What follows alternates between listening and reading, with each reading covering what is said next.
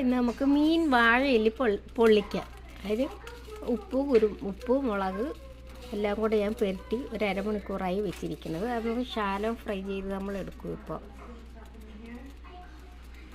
ഇത് ഉള്ളിയാണ് വേണ്ടത്. ഉള്ളിക്ക് പോലെ സവാള, വെളുത്തുള്ളി, ഇഞ്ചി, കരിവേപ്പില,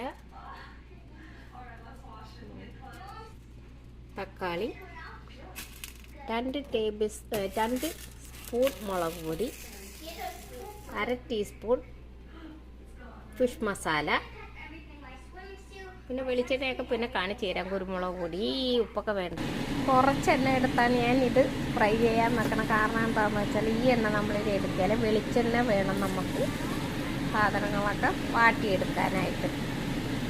മീൻ പൊള്ളിക്കാനുള്ളത് വാഴയില പൊള്ളിക്കാനാണ്. അതിന് വേണ്ട മസാല ഇപ്പോൾ ശാലം ഫ്രൈ നമ്മൾ ചെയ്തെടുത്തിട്ടുണ്ട്. ഇനി നമുക്ക് മസാല ഉണ്ടാക്കാം. അതിലോട്ട് സവാള ഇടുവാണ്. ഇപ്പോൾ വാടി വെച്ചിട്ട് അപ്പോൾ അതിൻ്റെ കൂടെ നമുക്ക് ഇഞ്ചി വെളുത്തുള്ളിയൊക്കെ ഇട്ട് കൊടുക്കാം.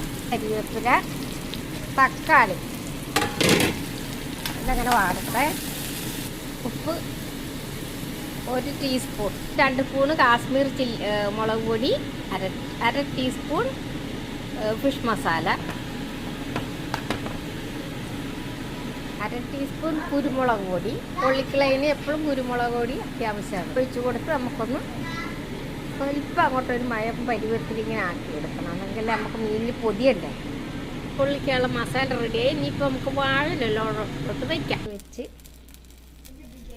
മസാലയൊക്കെ അടിച്ച് വെച്ചിട്ടിരിക്കുന്നു. വാഴയില ഇല്ലെങ്കിൽ നമുക്ക് ഇതുപോലെ അലുമിനിയം ഫോയിലുണ്ട്, അതാണെങ്കിലും വയ്ക്കാൻ പറ്റും. ടേസ്റ്റ് കൂടാൻ വേണ്ടി നമ്മൾ ഇച്ചിരി വെളിച്ചെണ്ണ കൂടെ ഞാൻ ഇതിൻ്റെ പുറത്ത് ഒഴിച്ച് കൊടുക്കുകയാണ്. ഇച്ചിരി പച്ച കരിവേപ്പിലും കൂടെ ഇട്ടാൽ അത്ര നല്ലത്. നമ്മൾ ഓവനിൽ വെച്ച് കൂടുതൽ ഒരു 250 ഡിഗ്രി ഇതിൽ ഒരു 20 മിനിറ്റ് ഞാൻ വയ്ക്കുകയുള്ളൂ. നോക്കിയിട്ട് ശരിയായിട്ടില്ല. നമ്മുടെ മീൻ പൊള്ളിച്ചത് റെഡി ആയിരിക്കുന്നത്. ഇഷ്ടമായവരെ ലൈക്ക് ചെയ്യാനും ഷെയർ ചെയ്യാനും ഒന്നും മറക്കരുത്.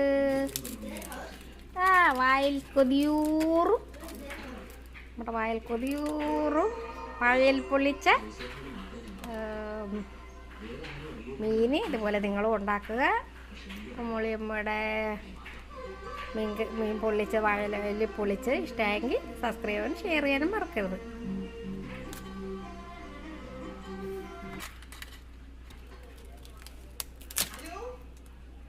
പൊള്ളിച്ചത് റെഡിയായി.